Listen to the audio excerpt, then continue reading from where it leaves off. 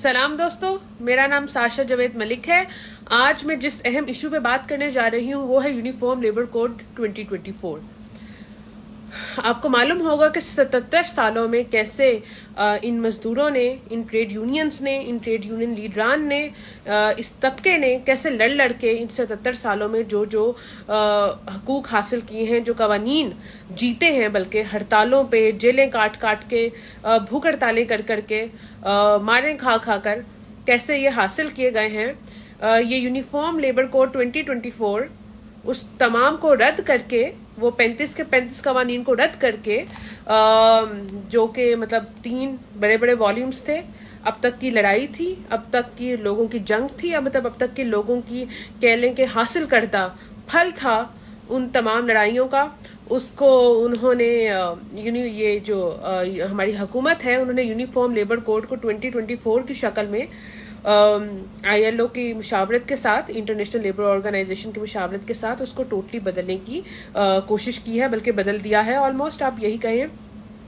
उन्होंने एक 350 सफ़े का उन्होंने एक ड्राफ्ट पेश किया है, वो तमाम ख़त्म करके एक ड्राफ्ट पेश किया है कि जी यही होंगे अब से कवानीन, और जिसमें उन्होंने मजदूर के तमाम हकूक जब्त कर दिए हैं, बल्कि ख़त्म कर दिए हैं आप ये कहें, और एक कॉन्ट्रैक्ट सिस्टम को रेगुलराइज करने की कोशिश की है, जिससे पहले ही काफ़ी मजदूर हमारा पिस रहा है, हमारा बहुत प्रैक्टिस होता है ऑलरेडी ये सिस्टम यहाँ पे, और ये एक मेजर इशू है इसमें।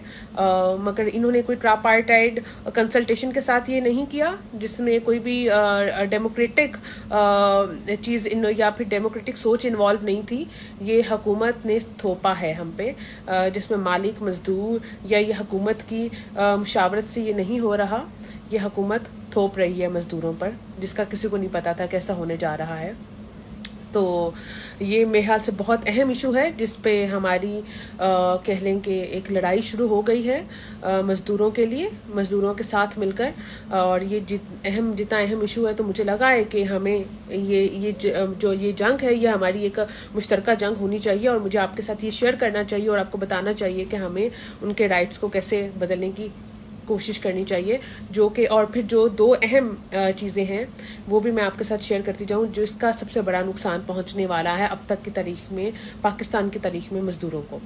तो एक तो ये है कि इन्होंने जो ये नाफिज किया है कानून, मजदूर कानून की तब्दीलियाँ की जाएंगी, मगर 2 तब्दीलियाँ खास तौर पर हमें कि पंजाब के अंदर जो है वो 25 शकें बदली हैं इन्होंने, और 35 में से, और सिंध के अंदर इन्होंने 21 शकें बदली हैं, और जिसमें ट्रेड यूनियन का सिस्टम मुकम्मल तौर पर ख़त्म करने की कोशिश की गई है, और जिसमें मज़दूर को बिल्कुल ही आपके लिए लवारिस कर दिया गया है। मज़दूर का मज़दूर नहीं, गुलाम कर दिया गया है। पहले ही गुलामाना सलूक होता है इस सरमायादाराना निज़ाम में, इसमें इन्होंने बिल्कुल ही उसको कहीं का नहीं छोड़ा। उसकी ज़िम्मेदारी, उसकी जान की ज़िम्मेदारी, या फिर उसके किसी किस्म की सेफ्टी सिक्योरिटी का ज़िम्मेदार कौन है, ये किसी को नहीं पता।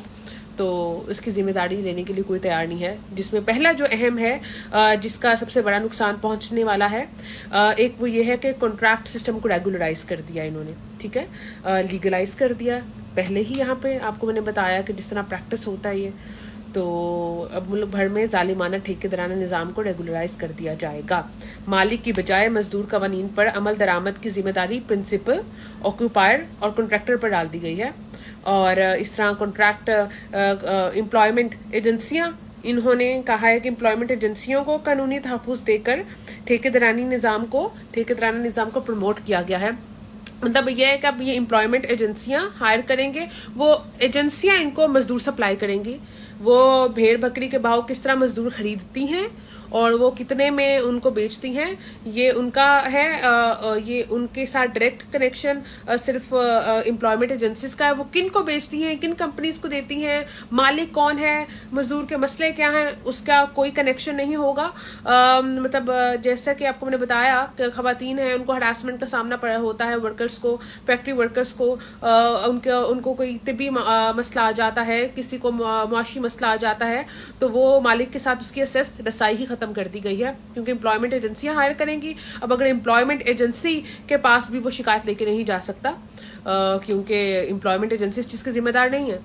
तो पहले ही मालिकान तक रसाई यहाँ पे पहले ही यहाँ पे मालिक तक रसाई मुमकिन नहीं होती है, तब तो इसको बिल्कुल ही उन्होंने लीगलाइज कर दिया है। मालिक का जिम्मेदारी नहीं है, मजदूर उसका जख्मी हो गया है या मशीन में किसी का हाथ आ गया है या कोई लड़ाई में कत्ल हो गया है या मैनेजर ने उसे निकाल दिया है या कुछ भी हो गया है, उसकी मतलब पहले ही उनको परमानेंट नहीं किया जाता।